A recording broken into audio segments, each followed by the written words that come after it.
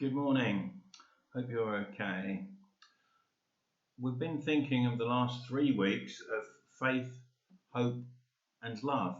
Three essential qualities that we need to see in our spiritual journey in our lives. But in a sense, they are fueled by another one that is really not so much what we do, but what God is doing for us. And that is the word grace. It is grace that is so important. And this is a word that is almost essentially used just in the Christian sector. You sometimes get, they say, this footballer plays with grace or they dance with grace, but the wealth of meaning and the main use of this word is in the Christian sense. And here's a definition I'd like to give to you.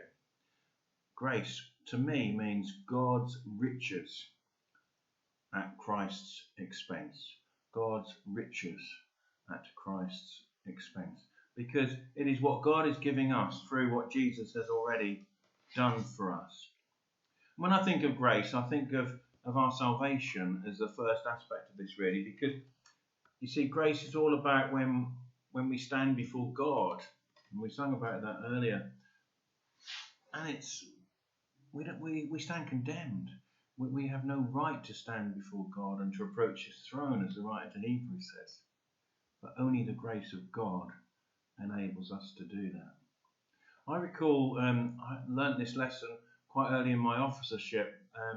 When our first appointment, we had a retired officer, a Mrs. Colonel Biggs. Her husband had been very high up in IHQ, I believe, had been the National Auditor and so on. She was one of my soldiers, and she invited me round to talk about her funeral.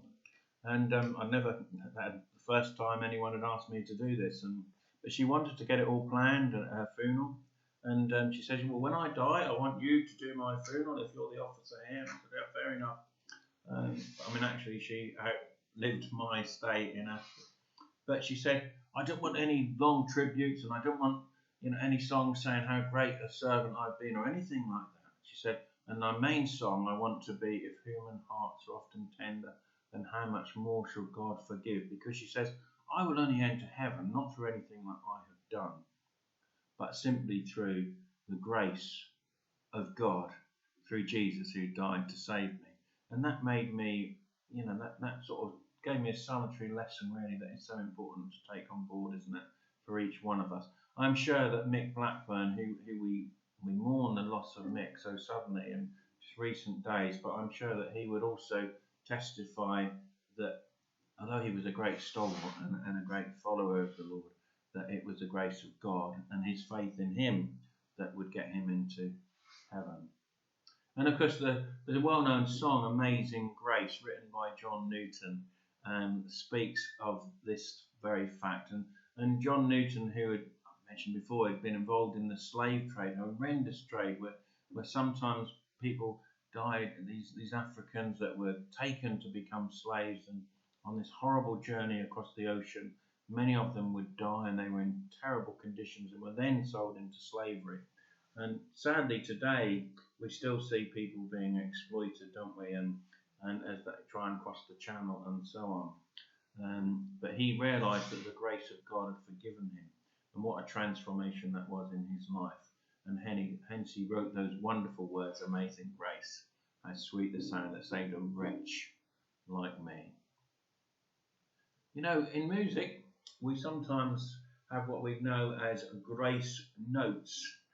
These are tiny little notes that you just touch on before a main note. And it's just to add a little bit to it. The notes in musical terms don't have actually any value. They're not given a length. They're not even a semiquaver. They're just what they call a grace note. But it just adds something to the note itself. And you just touch on it and then go on to the main note. And I think sometimes God gives us grace notes in our lives. Just something that happens, something someone says, a thought that maybe God places in our mind that just helps us at a particular moment in our lives. These grace notes. And they are important. But I also think sometimes it goes further than that. Sometimes there are eternal words of grace. And that brings me to a lovely songster-piece, a song with those words, eternal words of grace. And the first time I'd really come across this song was about 20 years ago when we were at Worcester City Hall Court, and we heard news that a young man who'd previously been in the court, I didn't know him myself, but most of the court folks did, and had a great love for Andrew. We heard news that he'd sadly taken his life, and Major Alan Agate, who'd been a former commanding officer, was coming to take the funeral, and in preparation to support him and the family, I did go and visit Andrew's mother, and she said, I'd like someone to sing at the service. And Heather sort of chose this song, Eternal Words of Grace. Wonderful words, really. And it says, in the testing moments of my life, when the way is hard to see, there my Saviour stands. Excuse me. There my Saviour stands and gently shares eternal words of grace to me. And Heather sung this song at this funeral, which was very beautifully led in such difficult circumstances by Major Alan Agate. And I know it helped because the song talks about the tough times. Sometimes in life things don't always go as we would like. And these tough times come around, but that Jesus is there and whispers these words of grace to us. Words such as, I've come that you might have life. Come to me, all you that are heavy laden, and I will give you rest. Paul said, didn't he? Sorry, Peter said, cast all your cares upon me, for I care for, he cares for you. Jesus said, I am the resurrection and the life. I'm the way, the truth, and the life.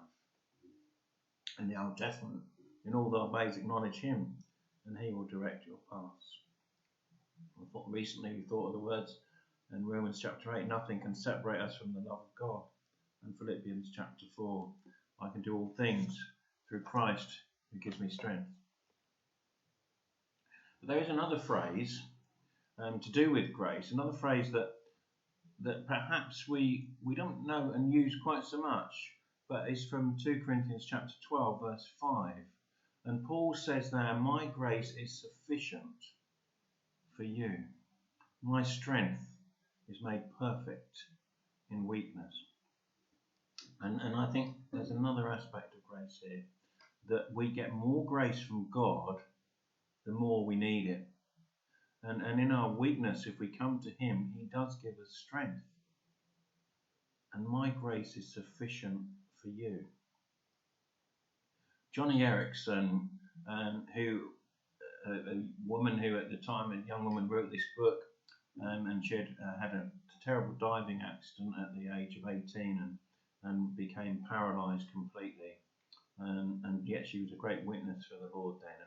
And I remember she wrote in this book at the time that we need grace, to ask God for grace for today, not grace for tomorrow.